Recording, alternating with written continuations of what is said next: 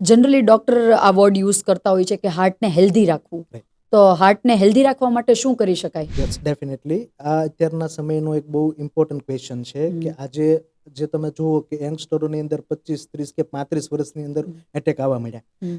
First, lifestyle. Okay. લાઈફસ્ટાઈલની અંદર તમારે focus કરવું જ પડશે. આજે તમે જુઓ તો આ ઇન્ડિયાની અંદર કે ભાઈ કોઈ પણ જગ્યાએ ફૂડ સેક્ટર બહુ વધી ગયું કે કોઈ પણ વ્યક્તિને આજે કોઈ બિઝનેસ ન મળે ને તો ફૂડમાં એમ્પ્લોય કરીએ, કારણ કે ફૂડમાં બધું જ મળે છે. સમજાણું? હા. ભાઈ ઓછા પૈસે વધારે બેનિફિટ Benefit મળે એટલે છે. આજે ફૂડ બહુ વધી ગયું. હવે ફૂડમાં કયા ફૂડ? તો કે ભાઈ રિફાઇન્ડ ફૂડ. હમ. જેટલા અલ્ટ્રા પ્રોસેસ ફૂડ છે, અલ્ટ્રા પ્રોસેસ રિફાઇન્ડ કાર્બોહાઈડ્રેટ બહુ ઇમ્પોર્ટન્ટ છે. એ કયા ફૂડ? તો કે ભાઈ જે ફૂડની અંદર મેંદો, કેક, પેસ્ટ્રી હમ. જે તમને સારું દેખાય છે એ તમે ખાઓ, એનાથી તમારું ટ્રાન્સફેટ તમારા બોડીમાં બહુ વધે. બહુ તો કીપ એવોઇડ ઇટ.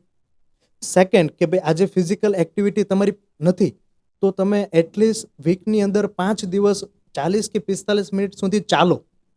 જે વ્યક્તિને ડાયાબિટીસ છે તો ડાયાબિટીસને કંટ્રોલ કરો, બ્લડ પ્રેશર છે તો બ્લડ પ્રેશરને કંટ્રોલ કરો. ચોથી વસ્તુ છે કે ભાઈ ઓબેસિટી, કે ભાઈ વજન વધારે છે. આજે તમે જુઓ તો નાના બાળકોમાં કેટલી ઓબેસિટી છે. તો એ સેન્ટ્રલ ઓબેસિટી થવાનું મેઇન કારણ છે એના ફાધર મધર, કરેક્ટ. કે જે બાળકોને ખુલ્લી છૂટ આપી દે કે ભાઈ તમારે આ કરવાનું, આ ખાવાનું, તે ખાવ. સમજાણું? તો બરાબર. આજે સમજવું પડશે